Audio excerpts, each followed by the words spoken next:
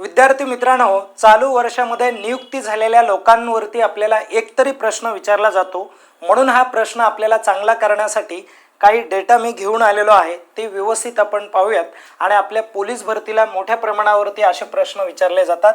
सर्वोच्च न्यायालयाचे 53वे मुख्य न्यायाधीश कोण? तर न्यायमूर्ती सूर्यकांत शर्मा। भारताचे मुख्य निवडणूक आयुक्त कोण? तर ज्ञानेश कुमार। आणि भारताचे महान्यायवादी सध्याचे कोण आहेत? तर आर व्यंकटरमणी। भारताचे कॅबिनेट सचिव कोण आहेत? तर डॉक्टर टी.व्ही. सोमनाथ। आणि पंतप्रधानाचे मुख्य सचिव कोण आहेत? तर प्रमोद कुमार मिश्रा। आणि गृह मंत्रालयाचे सचिव कोण आहेत?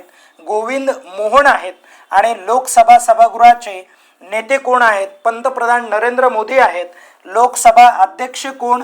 ओम बिर्ला आहेत। लोकसभा विरोधी पक्ष नेते राहुल गांधी आहेत। राज्यसभा सभागृह नेते कोण आहेत? जे.पी. नड्डा आहेत। आणि राज्यसभेचे सभापती सी.पी. राधाकृष्ण म्हणजे भारताचे उपराष्ट्रपती आहेत।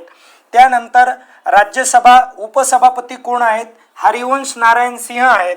आणि राज्यसभा विरोधी पक्ष नेते मल्लिकार्जुन खरगे आहेत।